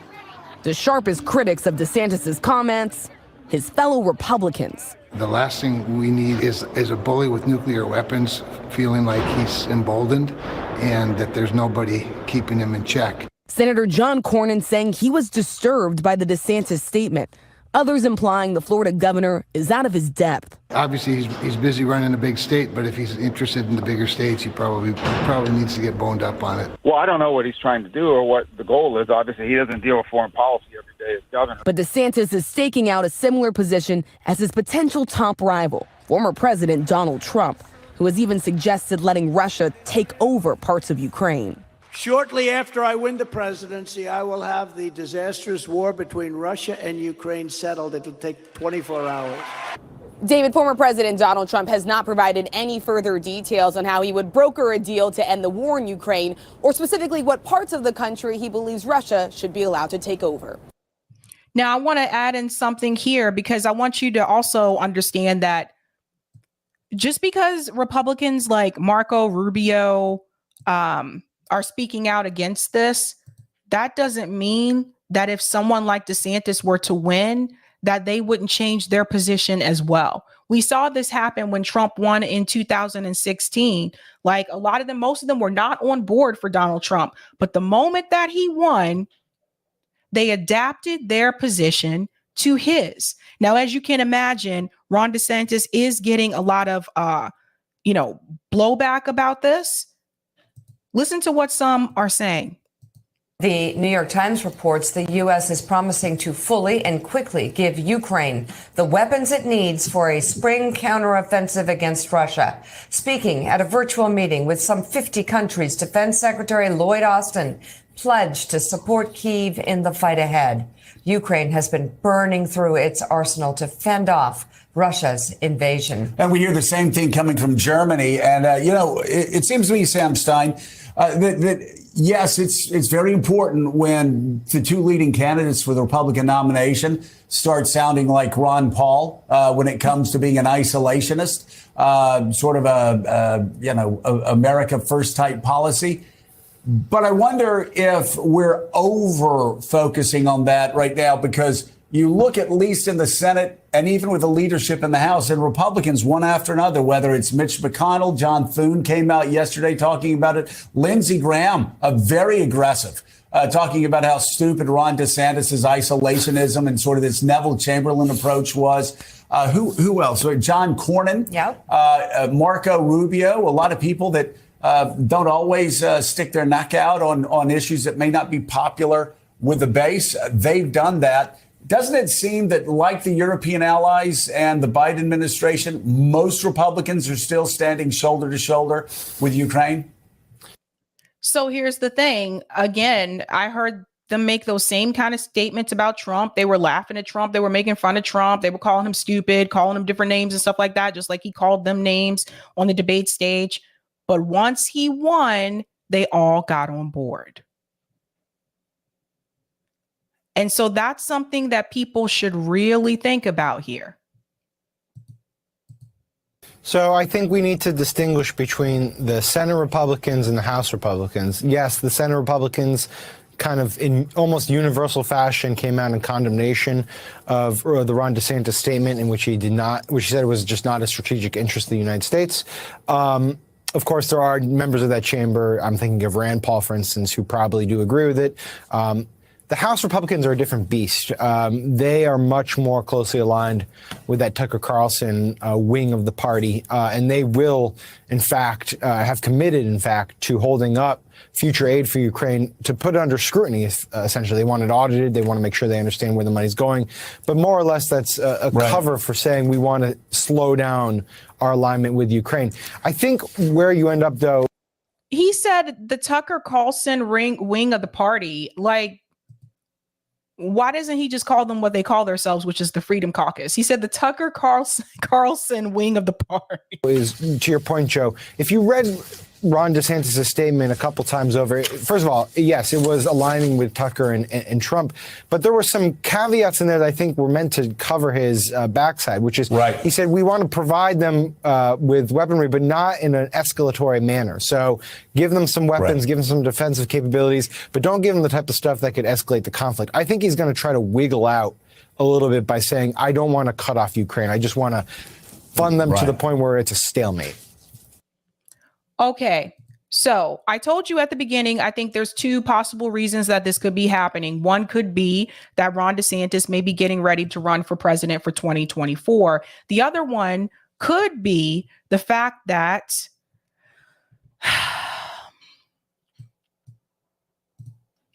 Ukraine is struggling. Now, the Washington Post, this comes from mainstream media, the Washington Post is finally admitting this. Look at this.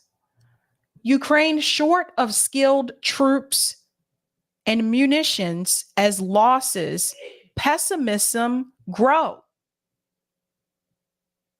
So they're finally admitting, because they've been saying the opposite. They've been saying the opposite for the past couple of months, that they're doing really well. And now they're saying that they're not. So it says here, the quality of Ukraine's military force, once considered a substantial advantage over Russia, has been degraded by a year of casualties that have taken many of the most experienced fighters off the battlefield, leading some Ukrainian officials to question Kyiv's readiness to mount a much anticipated spring offensive. So they are finally letting you know. Of course, independent media has been talking about this, but now mainstream media is finally admitting that they don't have enough soldiers anymore, which is why we wanted to call for peace, because the longer this continues, the more people are going to die. That's just the reality of war. But they're finally admitting it. So it could be that Ron DeSantis feels more comfortable pivoting now because they are admitting that they are struggling, or it could be because of this announcement. Now, Trump gave an announcement recently that he is expecting to be arrested on Tuesday.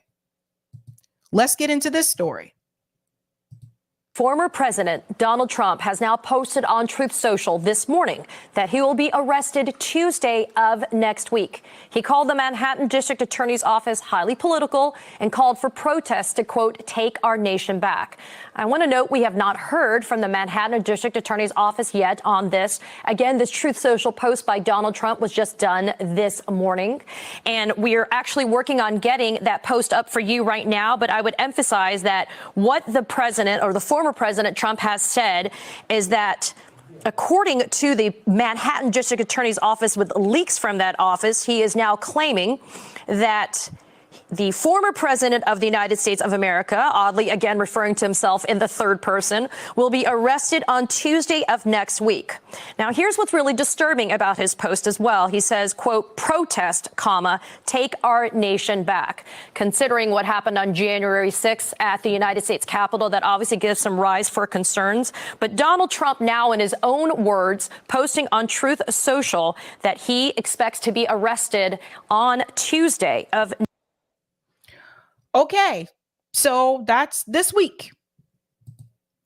So it could be because of that reason. It could be because DeSantis knows that it's more than likely that Trump is probably going to be arrested. Now, arrested doesn't mean convicted. It doesn't mean that he's actually going to go down. I mean, Trump has a lot of money and a lot of powerful lawyers. He has not been, it's not like he hasn't been in a position before where he hasn't had to consult legal counsel. Let's just put it that way. I'm not going to go into the whole past, but there's a whole story behind this. So it could be because of that DeSantis says, well, maybe this may be my chance after all. If he gets arrested and he's out of the picture, maybe I should go for it in 2024. And if that's the case, then it makes sense that he would take Trump's rhetoric and decide to do that. Whatever the reason, don't know. But what I do want you to understand is that he is not anti-war. I don't want people to start saying this because it's already starting to happen. See, he doesn't want us to have war at all either. Not so much, boo. Especially when you look at his past. Now, Empire Files, they actually uncovered this. And for those of you who are not aware, you need to understand a little bit about his past. Now, this is not to blame people that have been in the military. I understand some people have to do this because of financial reasons. I totally get that. That's not what this is about. This is about what he did when he was in the military. This is also about his role when it came to torture in the military. When I tell you that Ron DeSantis is actually worse than Trump, believe me, listen to this. DeSantis began his career at the Blue Blood Yale University, where he went as an undergrad and was a member of the fraternity Delta Kappa Epsilon. Among his frat brothers are George H.W. Bush, George W. Bush, and Sidney Sowers, the first to. They're all chosen. You see this? Politicians, same fraternity, they're chosen. Director of the CIA. He took a year off before going to graduate school to teach at a private boarding high school, where former students recall his pro-Confederacy lessons on the Civil War. I mention that only because it helps us understand his political views at the time he joined the armed forces. His military career would begin as a second-year law student at Harvard, when he was commissioned as an officer in the Navy as part of JAG, or Judge Advocate General Corps, the military's legal system. This was in 2004, and lucky for DeSantis, who was frequently described as handsome, it just happened to be the year the JAG TV show was a big hit. For a couple of JAG... I gotta pass through this part because I don't want to get the copyright. But yes, I did remember watching that TV show.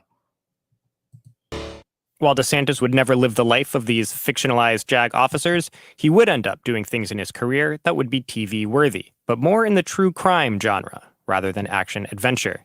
His first 2 years in the Navy fall under the painfully mundane. He was in charge of things like urinalysis administration, as in routine drug tests for other service members, as well as physical fitness programs and awards paperwork. But for someone with ambition, elite Ivy League training, and political alignment with the Bush administration, there was much more ahead than being a pencil pusher. In March 2006, DeSantis would get his big break, a deployment to the notorious prison Guantanamo Bay. Until now, it seemed that this assignment was a fairly routine, low-level administrative job, but as we will uncover through this episode, the opposite was true. Now, DeSantis himself has never really said anything about his time at Guantanamo. He frequently mentioned it when he was in Congress, but mainly when he was advocating against the potential closure of the torture camp. And why is that? Why is it that he doesn't really talk about this? Go ahead and smash that like button, guys, if you haven't had a chance to do so. But we need to ask that question. Why do you think he doesn't talk about it? In 2016, he wrote on Facebook, quote, "I served at Guantanamo Bay. I know you do not want these terrorists released. Obama is putting his political agenda over the safety of Americans by wanting to close Gitmo and bring terrorists to our homeland," end quote. Basically saying, I've seen these animals firsthand. They don't deserve rights. He flexed his Gitmo experience to speak out in opposition anytime a detainee was released after being held without charge, including the prisoner swap that returned American POW Bo Bergdahl. But his references are always extremely vague. When he first ran for governor in 2018, local press tried to learn more about that deployment, with little luck. First, there were his military records provided by the Navy to the Florida Phoenix in 2018. These described DeSantis' role at Guantanamo as quite minimal administrative work, saying he was responsible for things like courtroom scheduling. But those 40 pages of documents were heavily redacted. When the Florida Phoenix followed up for clarification, a Navy spokesperson told them, quote, "Unfortunately, the specific details about Mr. DeSantis' role are not available," end quote. More was learned that same year when the Tampa Bay Times interviewed several officers who served with him at Gitmo. They said one of his responsibilities there as a JAG lawyer was to, quote, "advocate for the fair and humane treatment of the detainees to ensure the U.S. military complied with the law." Remember that. End quote. Ron's supervisor, Captain Patrick McCarthy, went on to clarify DeSantis was, quote, "charged with ensuring the detainees received rights afforded to them under the Common Article 3 of the Geneva Convention," end quote.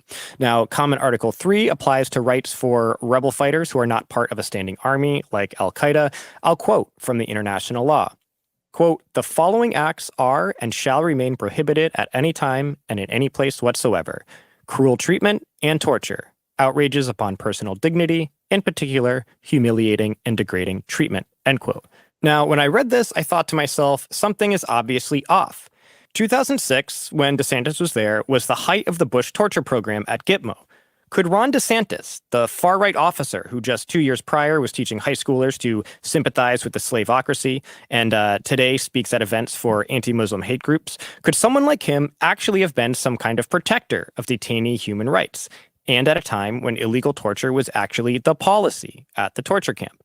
Until now, nothing was really known about what DeSantis did for the 10 months he was at the island prison, other than those statements from former colleagues. I knew there had to be more to the story, so on November 17th, I called Mansour Adaifi, known to DeSantis as Detainee 441. Mansour, sold to the U.S. by Afghan warlords after 9/11, was a totally innocent teenager, held at Guantanamo Bay from 2002 until 2016. Just remember, this guy at that time, he was just a kid. He's a teenager. So he has a robust knowledge of life and torture at Gitmo. He told me that not only was DeSantis there for what he called the worst year of his entire imprisonment, but DeSantis was a notorious figure who didn't just know about, but observed and participated in illegal acts of torture and in fact seemed to take great pleasure in their suffering. He reveals that the job of DeSantis was not to ensure human rights were respected, but to ensure that they were violated to the worst degree. So I hope you heard that. We don't have time to get into the whole thing tonight, but he took pleasure in torturing people. So I just want you to see that again. Watch the full video. It's on Empire Files, Ron DeSantis military secrets, torture and war crimes. You guys need to see the full thing. And I want to put that out there because I don't want people if he does run in 2024 and he tries to put out this rhetoric, or people try to put out this rhetoric to make it seem like he is anti-war. I just want you to remember that he's not. Let's just keep that in mind. Thanks for sharing that link in the chat, Eric.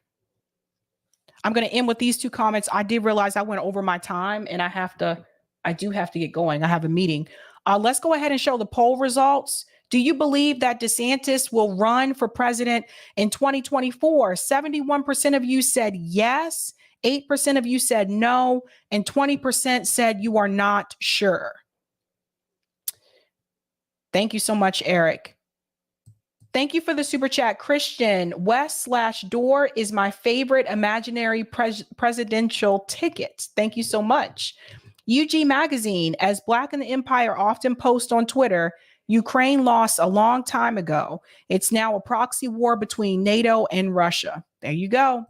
Blue Moon says he is the worst. Yes, yes.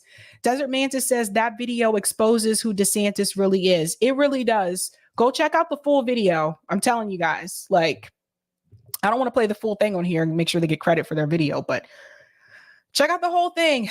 All right, guys, I actually do have to go. I'm supposed to be in a meeting right now. I went over time. I am sorry, but I'm off tomorrow. I'll be back Tuesday night, and hopefully it looks like I will be able to get that interview with Julian Assange's brother and father this week. I'll record that and then I'll end up uploading that. But other than that, guys, I got to head out because I am late. Have a good night. Keep up the fight.